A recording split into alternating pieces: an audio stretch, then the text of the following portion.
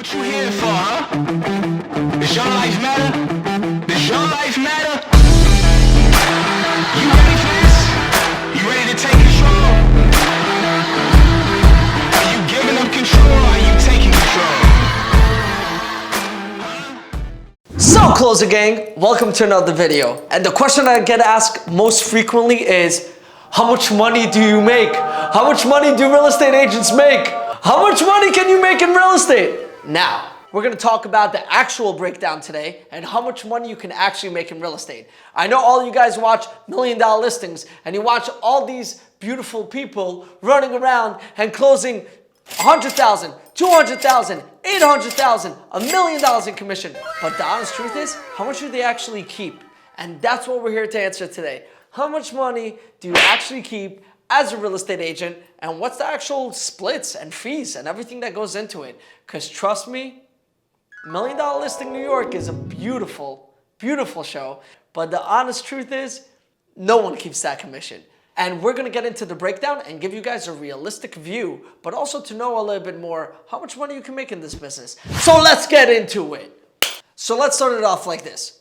First of all, let's get the average home sale inside New York. And being in New York, we're lucky individuals. Being out of New York, a little bit less lucky individuals, because the average selling home is a little bit over $1 million in New York City. And if you're getting into real estate, potentially your sale should be at least $1 million or somewhere around that ballpark. Now, the typical average real estate broker fee is not what you see on all these shows where it's 6%. Everyone's making 6%. We're 6% all the time. And that's how you round up to those big numbers. The typical broker fee is usually 5%.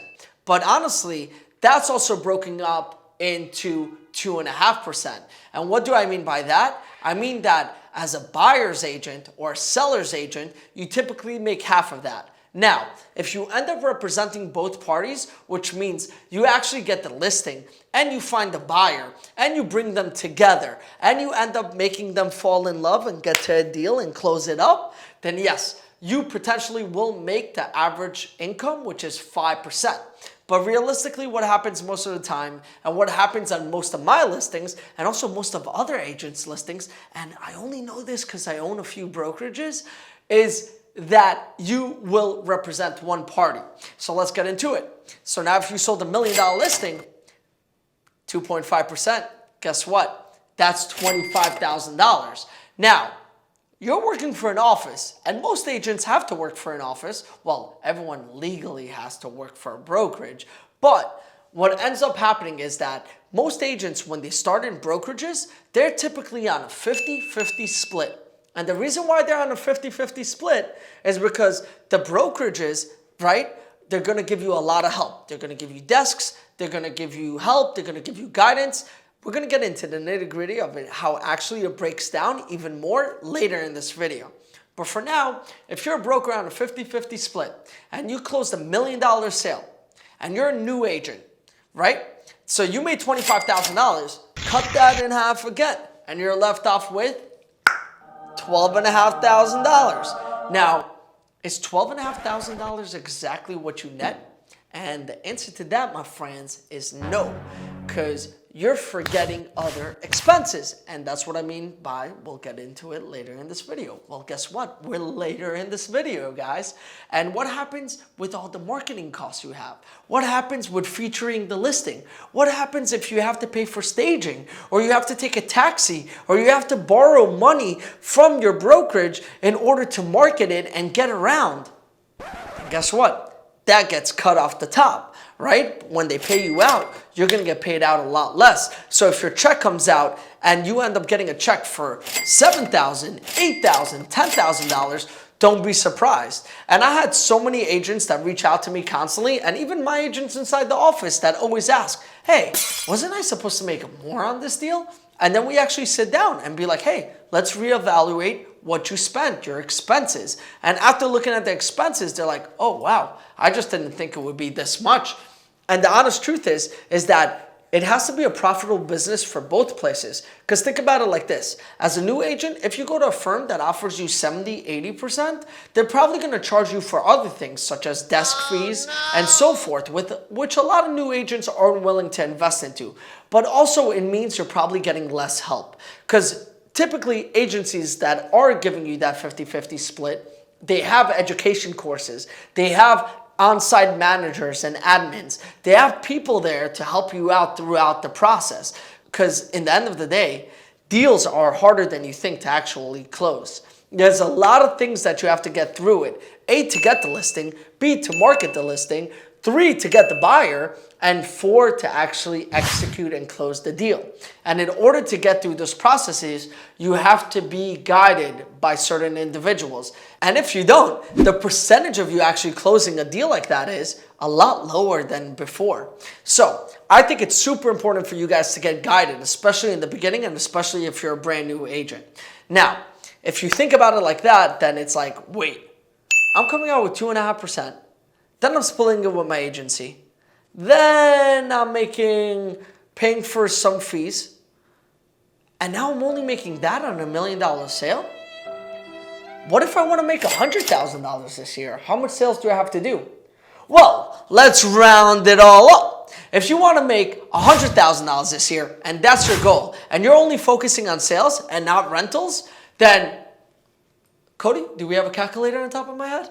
Well, let's give it a roll, Cody, and let's see how much homes you have to sell actually to profit $100,000. So guys, we got the calculator on top of us, and that comes out to 8 houses, which means if you actually take on expenses, it probably comes out to close to 12 houses that you need to sell in order to make $100,000. Now, that means a house a month in order to reach that goal. And in some other places where the average selling price is $300,000, $400,000, hey, that could be like 20, 30 houses, which is like 2 to 3 houses a month. Now, let's hope later in your career that you get to a place where you can sell 5, 10, 15 houses a month. But right now, starting in the career, you got to have realistic goals and you got to really understand how it works. I know that a lot of these shows hype it up and show it all crazy.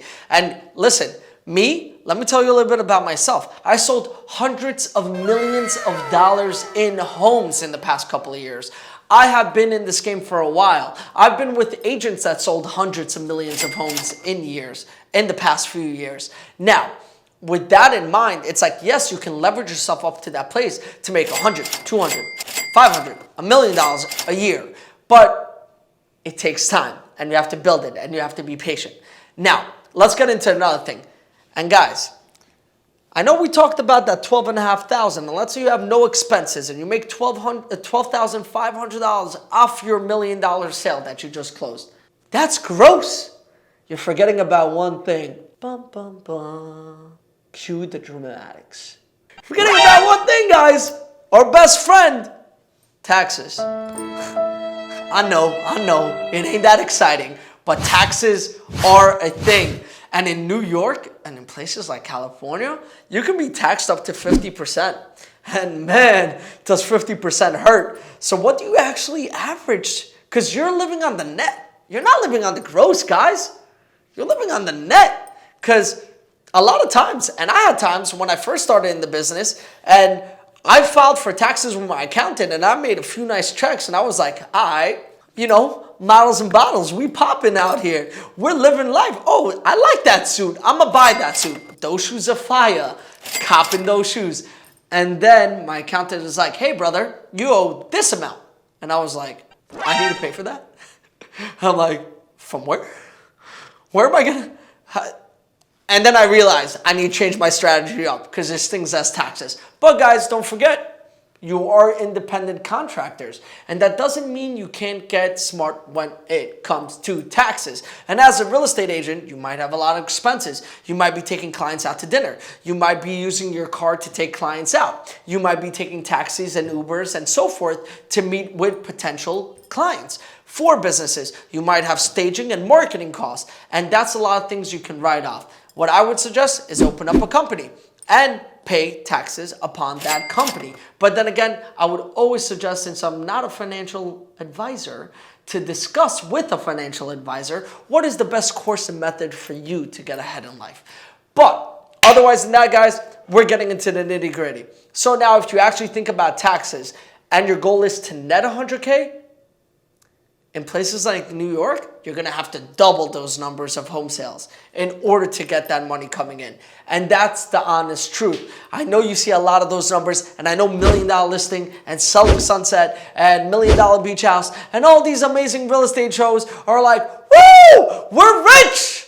But the honest truth is, a lot of times, even on those deals, there's people that you don't see behind the scenes. There's other agents that are doing co-exclusives with, which means, hey, I have this potential listing, let's work it together and let's split the commission. So even that 2.5% before it goes back to a broker, it actually gets split up to 1.75% each party. And I had many of those listings where I'm taking a chunk out and they're taking a chunk out and we're working it together to sell it out. And then you have the office that takes the fees. So I want you guys to have realistic expectations. I remember when I went to get my license, the first thing when I sat down in the course and I'm like, David is going to be a millionaire this year. That's exactly what I wrote down. And then a teacher walked in and he said this, guys, if you think you guys are going to just become millionaires overnight, and if you think it's just like the show represents it, and that deals close over handshakes, or deals are done that easily, and you get paid that amount, you're sadly mistaken. And if that's the business you're trying to get into, I urge you to step out. And guess what? We had a class of 100 people, and 6 people got up and walked out. And the class wasn't even finished. And I was like, jaw drop, mic drop. And I was like, damn, I'm going to have to work a lot harder to make the money. And then realistic expectations started setting in. But guess what, guys? I also want to tell you some good things. Because it sounds like, oh my God, this is a lot tougher than it seems. You have to close out a lot more deals to make a lot more money. But listen, hey, if you close millions of dollars in real estate and you leverage your business up, you can become a millionaire. And let me tell you something beautiful. Real estate is the best business to be in. Because when you're smart and you're making money, you can also invest money into real estate. And that is the place to be. So trust me. So you want to learn how to make money? Get into real estate. Set realistic goals. And if you want to learn more how to leverage your career, guess what, guys? I have a mentorship program. So go check out my mentorship program. Follow me. Schedule a 15-minute consultation. And if you haven't liked or smashed the like button yet, please do so because I will greatly appreciate it. And don't forget to subscribe to this channel, guys. Subscribe. Just saying. I have a lisp. It's fine. It's okay. You guys love me. I love you. I'm going to make money. Right? All right. I'll see you on the next one. Peace, guys.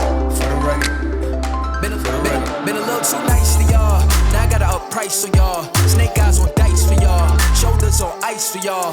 A6 all the hate.